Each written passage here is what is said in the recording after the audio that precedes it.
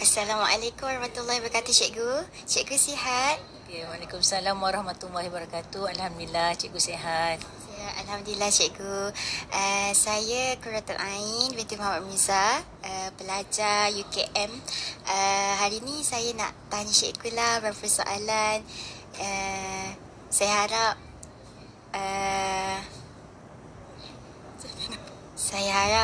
cikgu dapat membantu saya lah menyiapkan tugasan saya yang memerlukan bantuan cikgu lah. Jadi soalan pertama saya, cikgu, pada pandangan cikgu, sejauh manakah relevannya peperiksaan pusat seperti PT3 dalam konteks pendidikan abad ke-21?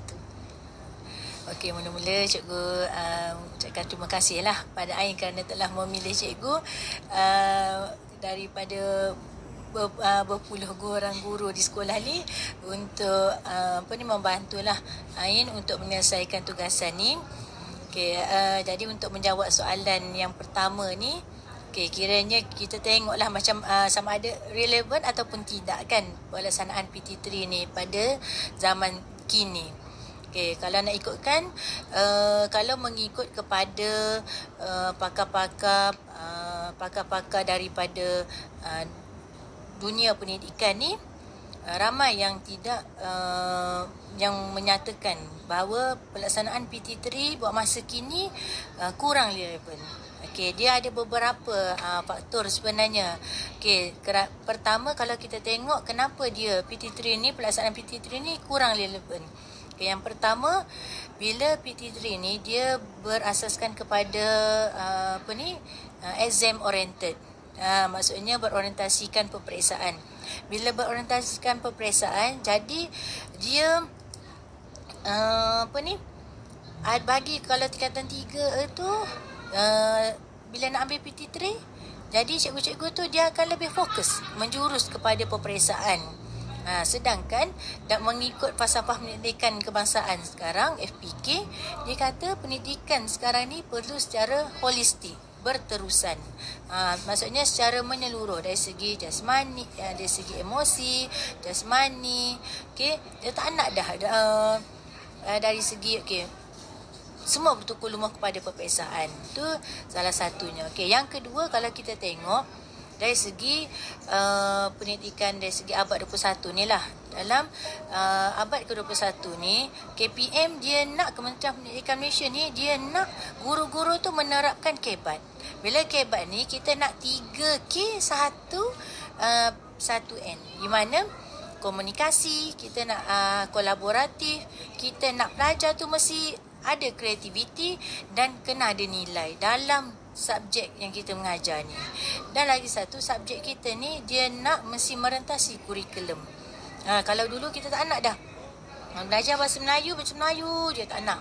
Sekarang ni dalam bahasa Melayu pun ada nilai sains, ada nilai STEM, ada nilai matematik. Dalam matematik pun ataupun dalam sains tu ada juga untuk subjek lain. Untuk bahasa Melayu ada pengiraan, maksudnya dalam matematik kan, maksudnya tidak kata sains sahaja. Tu yang kedua. Dan kalau kita tengok sekarang ni PBS. Okey, PBS ni kalau kita tengok bila PT3 tu ditukarkan kepada PBS, PBS ni adalah pentaksiran berasaskan sekolah. Jadi kita nampak guru tu akan mentaksir pelajar tu secara menyeluruh. Maksudnya dia tidak dah kata hanya pelajar tu mesti pandai. Kalau dulu kalau belajar sains ni, macam cikgu mengajar sains kan, kita tak nak dah pelajar tu pandai teori saja. Tak nak dah pelajar pandai KPS saja, kemahiran proses sains. Tak nak dah. Sekarang ni kita nak pelajar tu dia boleh buat eksperimen sendiri, boleh meneroka sendiri, dan dia juga boleh aktif. Bila dia aktif, maka bila dia aktif, lagi mudah sebenarnya diingat. Kalau pelajar tu, kalau cikgu chalk and talk. Jadi maksudnya macam zaman dulu kan, chalk and talk. Okey, jadi pelajar tu kalau macam Yalah, pelajar zaman sekarang ni memang suka game.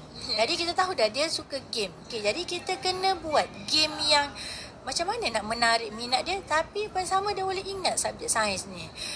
Macam cikgu kata dengan pelajar ni, cuba tulis rumus kan. Semua masa mula-mula tu semua tak berani nak pegang surface cikgu. Tapi bila lama-lama tu bila dia ni dia berani dah. Surface. Pakai surface tu, cikgu ngajar pakai surface kan. Jadi kita paparkan kat depan tu. Jadi dia mula-mula dulu takut nak pegang pen tu. Macam dekat you dah sekarang. Dia macam dulu dia tahunya kalau ni iPad sebab kita ni cikgu ni mengajar di sekolah kampung. Jadi kita tahu macam yelah dia hanya jadi kalau telefon tu memang biasa. Kita tahu memang majoriti memang ada telefon. Cumanya kalau dari segi gadget yang lain macam iPad, macam Surface yang memerlukan dia drawing kan, nak menulis di atas alat gadget tadi tu yang tu. Jadi dia tak berani. Jadi bila cikgu ajar tu, jadi dia berani. Semangat sekarang. Semangat. Jadi kalau cikgu katalah tulisan cikgu macam tak cantik kan. Jadi dia boleh lukis tak cantik. Jadi dia dia lebih berani. Tu yang sebenarnya kita nak KPM pun dan pakar-pakar dalam dunia pendidikan terutama di Malaysia ni pun memang nak kita ni guru-guru ni mengajar ni bukan saja berterusan, ilmu yang kita nak bagi ni bukan saja berterusan tetapi secara holistik menyeluruh dari pelbagai sudut. Okay. Dan lagi satu, kalau kita tengok kenapa PT3 ni dulu kurang yang dulu kita rasa PT3 ni kurang relevan kerana isu tentang beban guru. Sebab sekarang ni kalau di parlimen ke dia ni mesti kata beban guru.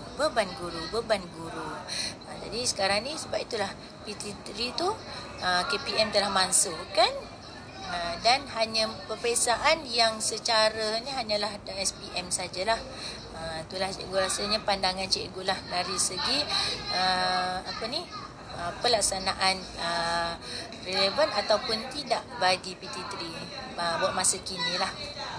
Jadi cikgu rasa apa yang kerajaan dah buat itu adalah terbaik dah lah sekarang ni kan cikgu. Betul tak?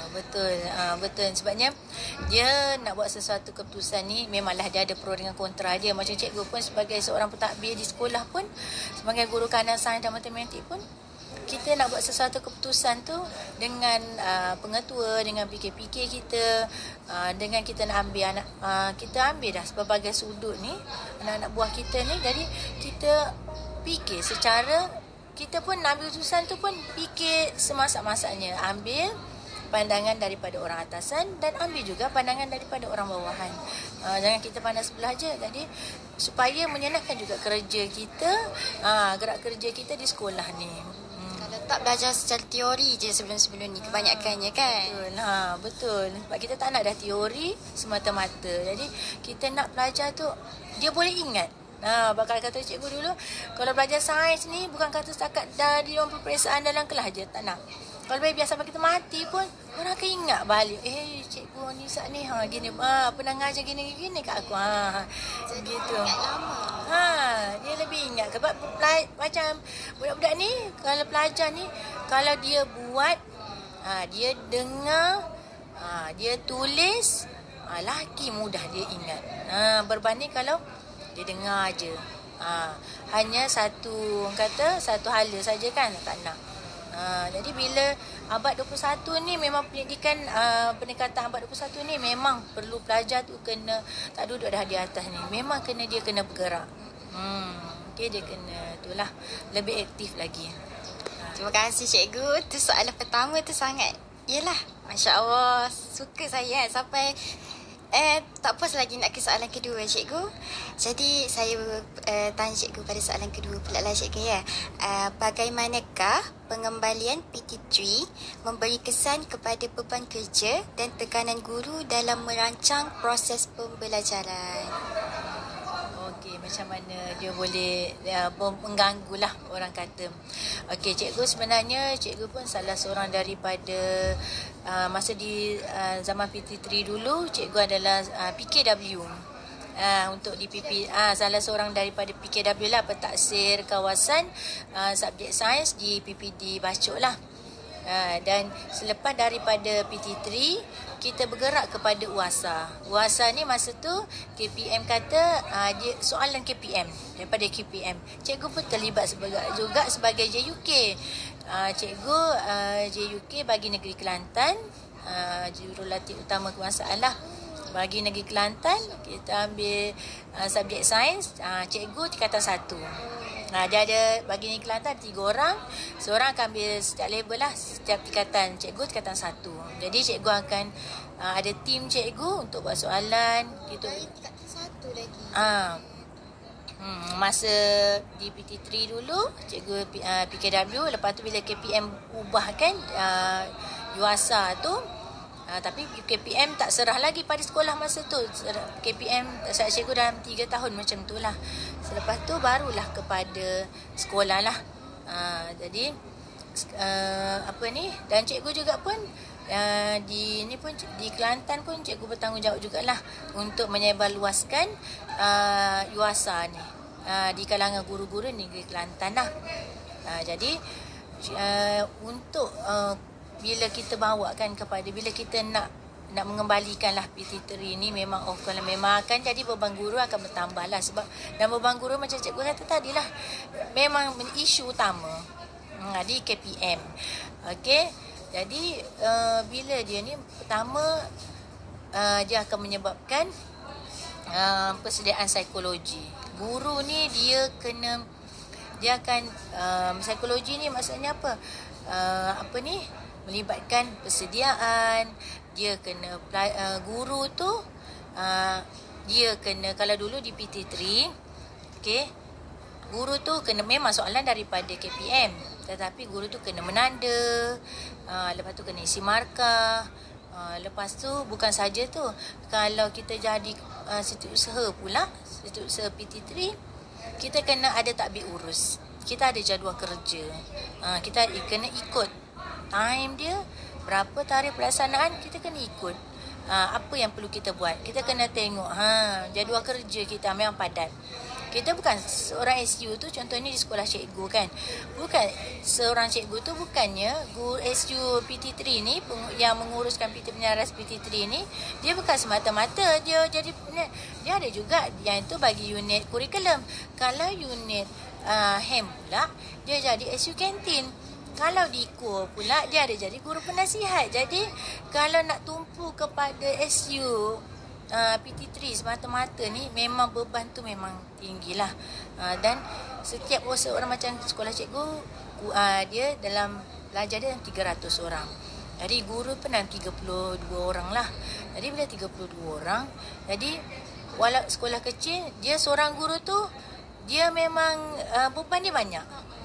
Sebab dia mengajar, dia sekelas tu dia sekatan tu 2.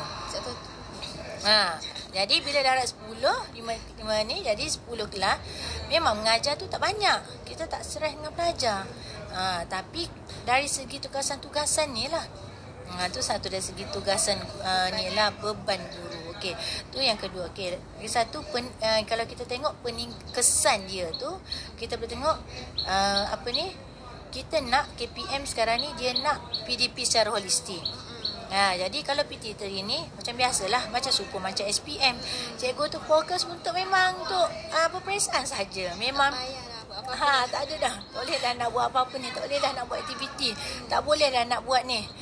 Jadi dia memang tumpu, memang buat jadual anjal, buat kalau tambahan pagi, petang, siang, malam. Okay, memang tumpu tu memang untuk SPM aja. Jadi begitu. Kalau PT3 juga dikembalikan semula, jadi maksudnya cikgu tu pun pagi, petang, siang, malam akan bertungkul lumus juga. Sebab prestasi itu bukan saja pihak sekolah yang akan urus takbir. Di PPD, di peringkat PPD, di peringkat JPN, di peringkat KPM. Sebab kalau tengok bila macam dululah UPSR kan. UPSR dulu tengok seluruh negara kan. Tahu dah. Jadi macam orang tu berapa orang ni kan. Jadi bila begitulah juga fenomena tu akan berlaku juga di PT3.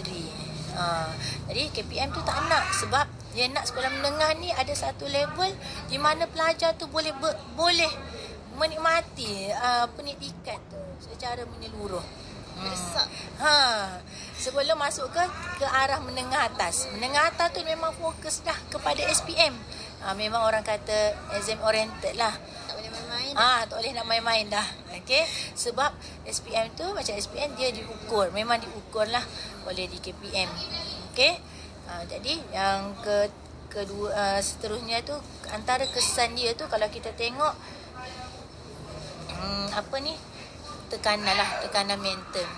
Okey, tekanan mental dengan guru-guru. Kalau kita tengok di akhbar-akhbar, di medsos kan, media-media sosial ni, di Facebook, di Instagram, jadi kita nampak banyak sampai ada banyak negatif. Statistik ni dari segi unit pekerjaan guru tu salah satunya yang ada yang lebih stres. Antara pekerjaan yang stres.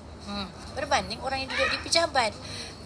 Sebab sebagai cikgu kan, contohnya cikgu di sekolah SABK. Bila kita di SABK, kita ada 3 kepala. Kita ada YI, Yayasan Insan Kelantan, kita ada JPN, kita ada KPM, lepas tu kita ada PPD pun tekan kita. Kadang-kadang saya ingat 2 je. Sebabnya kalau kita tengok kan, contohlah PT3 kan. Okey, JPN nak ambil data. YI pun nak ambil data juga daripada kita. PPD pun nak data juga, padahal benda yang sama. Macam dia tanya intervensi. Okey, kalau contohlah kan dia kata nak pengembalian kan PT3 ni. Okey, dia mesti nak intervensi. Apa yang cikgu buat untuk meningkatkan subjek dia? Jadi bila nak meningkatkan subjek, okey, cikgu ni kena jawab di JPN pun dia, di PPD pun dia, di Yayasan Kelantan pun panggil juga. Jadi maksudnya kat situ tu jadi cikgu pun jadi stres. Sebab bertambahlah ni hanya. Bertambahlah lagi stres cikgu. Jadi memang tak pelik lah kalau di media-media sosial ni, di akhbar-akhbar, di paparan akhbar ni kita kata, ada yang kata pekerjaan guru ni salah satu pekerjaan yang paling stres di dunia. Okey. Kalau macam di sekolah SMK pula, di sekolah menengah biasa lah. Kalau kita tengok, walaupun stres dia lain, okey, stres dia menghadap dengan pelajar. Kalau di SBP pula, dia dengan pelajar tak ada masalah. Tapi alhamdulillah memang tak ada masalah. Pelajar dia okey lah kata. Tapi kalau di masalahnya beban kerja lah. Sebab kepala ramai. Jadi kita tu maksudnya kita jadi beban memang akan bertambah lah. Bila bertambah beban akan bertambah stres. Sebab sekarang ni kita nak kehidupan kita ni, kita tak nak lah macam kehidupan kita tu 100% di sekolah. Tak nak kita. Sebab kalau orang yang ada keluarga, dia pun perlu juga ada keluarga, ada tempat untuk dia kata nak tenang-tenang kan. Sebab kita tak nak. Sebab sekarang ni kita dengar dah macam-macam dah, orang bunuh diri lah, orang bunuh dah dunia akhir zaman kan. Jadi kita tak nak. Jadi kita nak pendidikan tu mesti dilalui dengan tenang, okey, dengan orang kata secara yang terbaik lah. Kita yang itulah memang antara ni. Jadi maksudnya dia ada pro, dia ada memang orang kata banyaklah kontra dia bila kita mengembalikan. Sebab dia memang sebab isu beban kerja guru ni memang satu isu yang tak habis. Kalau tambah juga dengan PT3 ni, memanglah kita memang akan ada. Sebab kan cikgu kata awal-awal tadi, dia ada pro dengan kontra dia. Jadi itulah, sama-sama lah kita macam pemimpin tu mengimbangkan kan. Cuba cari jalan penyelesaian yang terbaik, sama ada untuk menggantikan yang terbaik bagi PT3 ni lah. Okey. Itu saja ke cikgu? Itu sajalah pandangan cikgu lah berkaitan dengan kalau macam tu cikgu, saya nak tanya satu soalan lagi lah. Okay. Kalau bagi cikgu lah kan, bagi cikgu pelaksanaan negara kita ni sebenarnya pendidikan dah okey kan cikgu, tapi nak macam kalau sekarang kan cikgu kita ada sebuah isu kan, isu mental, bunuh diri banyak kan. Macam apa yang cikgu orang kata nak buat subjek baru, nak tahu Masuk je. Bagi cikgu macam mana tu? Sebab betul ke sebenarnya pelaksanaan tu yang kena? Okey, bagi cikgu, apabila dah satu dasar kan, bila di parlimen mengutarakan sesuatu perubahan dalam isu pendidikan ni, dia kena melihat pelbagai aspek bagi pandangan cikgu lah. Dari segi bawahan dengan atasan. Okey, sebab kena tengok pro dan kontra dia. Sekiranya contohnya lah isu yang berkaitan dengan pelajar ni lah. Sebab kita tengok pelajar ni dia ada beberapa banyak faktor. Hidup kita ni ada banyak pelbagai faktor. Kita ada sekarang, kalau zaman cikgu dulu tak ada media sosial ni. Tak ada, kita telefon tu untuk call in 3310. Sampai sekarang ni semua tu memang mudah diakses, mudah jadi dia banyak faktor. Okey, kalau nak menambahkan mata pelajaran kita kena tengok. Nak menambah mata pelajaran ni, kita kena tengok relevan ataupun tidak. Mata pelajaran itu perlu ditambah di dalam ni. Sebenarnya contohnya macam pendidikan seks kan, daripada dulu lagi cikgu rasa. Tapi sebenarnya kalau pendidikan seks ni kita belajar dah dalam sains. Kalau dulu di KSSM, di KBSM. Sebelum KSSM ni KBSM. Sebelum masa di KBSM, sebab cikgu posting 2007. Jadi masa KBSM tu kita tengok sains bagi pembiakan ni kan. Maksudnya kita cerita pasal pembiakan seks ni lah masa form 3. Sebab masa tu malu-malu lagi kan. Dan masa tu tak ada lagi, kalau nak balik tu pun maksudnya umur 15 tahun lah. Tapi jadi bila menggubal buku teks, menggubal di SKP, menggubal sesuatu topik-topik dalam satu subjek tu.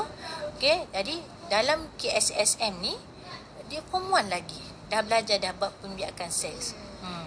Dan daripada dulu lagi, dan tapi bukan saja di sains, dia belajar juga di PJ.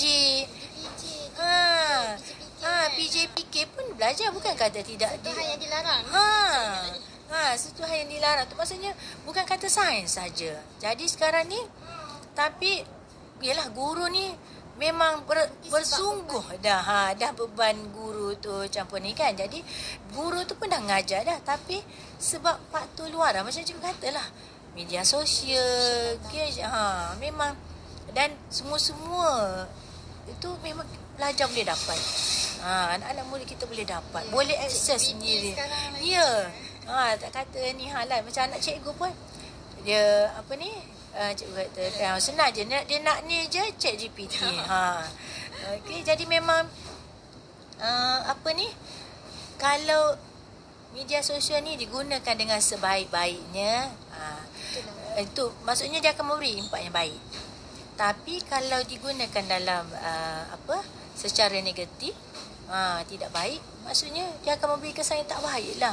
Sebab tu guru ni dah berusaha dah memberi yang terbaik. Sebabnya, tapi pelajar tu lah. Pasal silibus kita dah terbaik dah sebenarnya. Ya. Daripada segi kalau yang belajar agama kan, kalau macam kalau sekolah agama banyak lagi kan. Kalau sekolah yang SK tu kan, belajar SMK ya. Dia belajar pasal apa cikgu? Pendidikan Islam kan? Pendidikan Islam. Ya.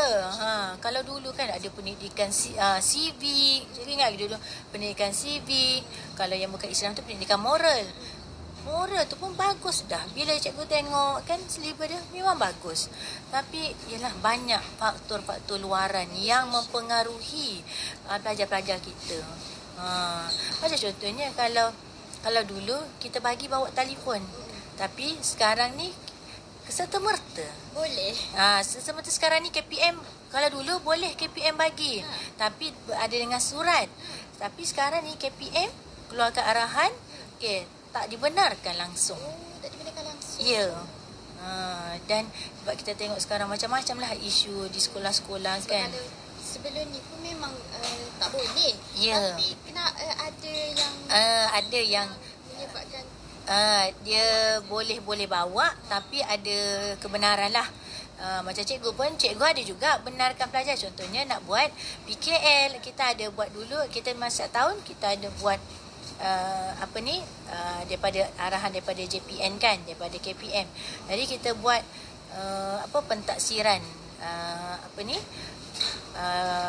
pentaksiran kompetensi literasi itu, PKL tu. Kita benarkan pelajar buat telefon, tapi kita sertakan surat, kita maklum pada ibu bapa apa semua kan. Pelajar ikut rule apa semua. Tapi itu pun ada juga yang ni. Ya, ada yang bawa juga cikgu.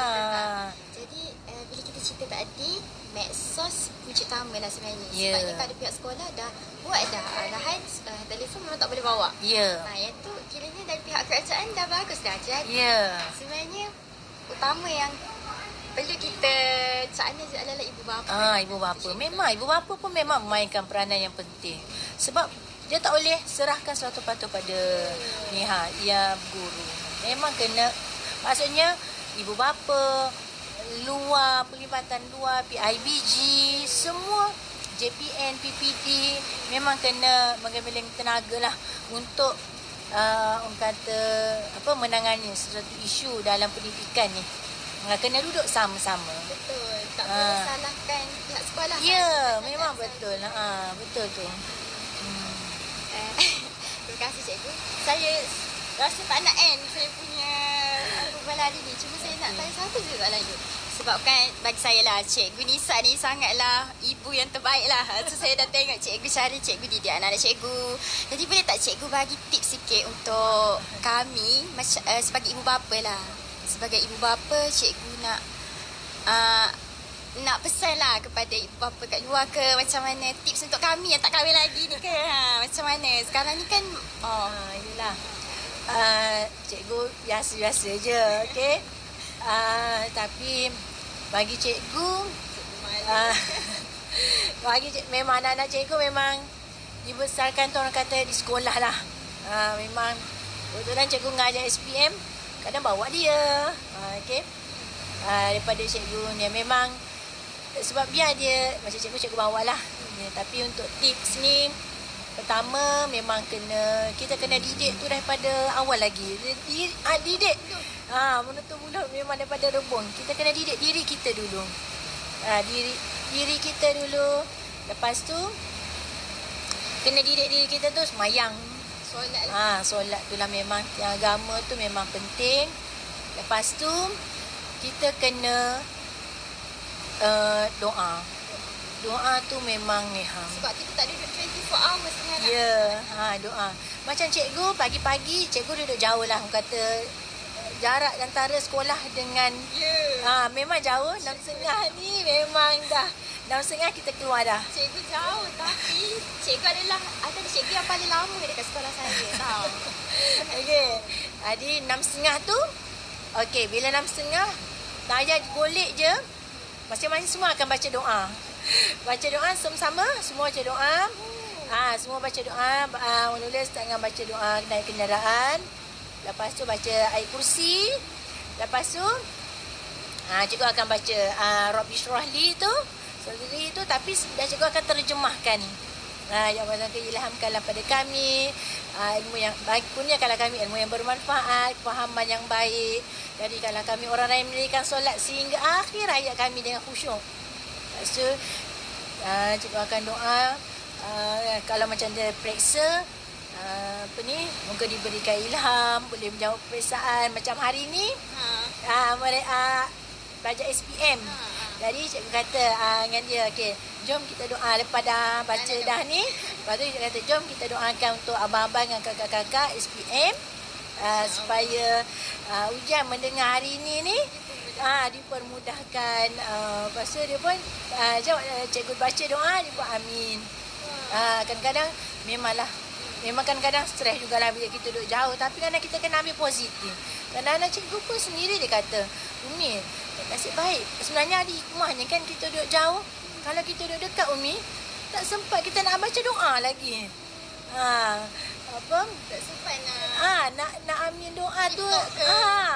Jadi tak sempat Umi nak bercakap, nak tu dengan dia kan. Kita fikir gitu je lah. Memanglah kita rasa macam penat. Tapi kita ambil fikir positif. Positif. Memang kena positif lah. Dan dia pun anak-anak tu pun memang faham. Dan yang memang dia bukan kata hari ni je SPM ni. Tahun-tahun sebelum ni pun memang gitu. Memang daripada Memang didik doa. doa. Bergantung kepada Allah SWT. Memang dia ni halah, bukan kata dia nak untuk exam dia. Untuk anak-anak murid cikgu pun pada dulu lagi memang cikgu memang kita sama-sama doa, train dia orang. Sebab cikgu satu kata, kalau kita buat baik dengan orang ni, kita tak rugi. Kita doa untuk orang, kita ambil tu, dia akan balik sebenarnya kepada kita. InsyaAllah. Dan lagi satu tu, kalau antara tips lah, doa, kita kena, diri kita sendiri kena baik. Lepas tu, dan macam kadang-kadang cikgu rasalah kurniaan juga kot. Sebabnya apa? Bila kita, cikgu sebagai SU kecemerlangan, bila kita kadang kena jaga anak orang tu lebih pada anak kita. Tapi kadang cikgu pun fikir, macam mana nak aku boleh berjaya lah. Cikgu rasa, walaupun mereka masih sekolah rendah, 2 orang baru menengah. Tapi cikgu rasa macam, macam mana dia boleh ni kan? Tak terungkap di pemikiran kita, tak terungkap di ucapan kita. Jadi mungkin sebab aku jaga anak orang kot betul-betul sungguh-sungguh tu. Inilah kita take care anak orang sungguh-sungguh kan. Kita macam supaya anak kita di sekolah ni. Jadi itulah kotnya Allah. Ialah antara lah yang kita. Nombor 1 lah, saya ulang balik nombor 1, solat. Didik anak tu supaya jangan tinggal solat. Lepas tu ajar doa. Sama-sama doa. Lepas tu kita kena jadi baik. Kena ikhlas lah. Buat pekerjaan tu ikhlas. InsyaAllah Allah akan jaga kita juga. Betul. Sebab kadang-kadang cikgu memang aku macam cikgu kan, macam kita sendiri rasa macam nak mengajar sungguh-sungguh. Sebab tapi kadang-kadang kita fikir macam mana lah cikgu mengajar anak aku ni kan. Tapi kita doa-doa, biarlah cikgu dia tu pun mengajar supaya kita mengajar anak murid kita. Tapi cikgu pun rasa macam cikgu-cikgu, anak-anak cikgu lah kan. Alhamdulillah lah, memang baik juga lah, memang kadang memudahkan urusan kita. Kita duduk jauh apa kan. Jadi apa memang dari sini? Dari sini lebih kurang macam kalau tengok atas jalan tu. Kalau lewat sikit 45 minit, 40 minit. Jauh cikgu, saya belakang ni je. Masya-Allah. Itulah, saya ambil banyak sangat saya ambil masa cikgu hari ni. Banyak sangat ilmu yang saya dapat. Memang tak ni. Kalau tak habis 30 minit sangat. Maknanya cikgu ada kata-kata akhir tak untuk kami? Untuk ni lah, cikgu doakan supaya Ain dengan kawan-kawan ni boleh belajar sungguh-sungguh, habis tamat dalam bidang kos masing-masing. Dan yang penting bila dah posting nanti, dah pergi SPP, dah posting, kena jadilah pendidik yang baik. Yang baik. Okey. InsyaAllah. Ikhlas semua stage tau. Betul. InsyaAllah. Terima kasih cikgu. Itu sajalah daripada hari ni. Banyaklah masa yang kita ambil dengan cikgu hari ni. Terima kasih cikgu. Terima kasih cikgu Nisa. Sama. Okay, terima kasih juga Ain kerana pilih cikgu lah. InsyaAllah. Minta maaf lah. Cikgu harap boleh membantulah sikit sebanyak. InsyaAllah. Terima kasih cikgu. Saya pun minta maaf sebab ambil masa cikgu. Cikgu ni habis kelas terus tau. Itu saya ni. InsyaAllah cikgu. Terima kasih cikgu. Okay, sama-sama. Assalamualaikum. Bye-bye dia orang. Bye-bye.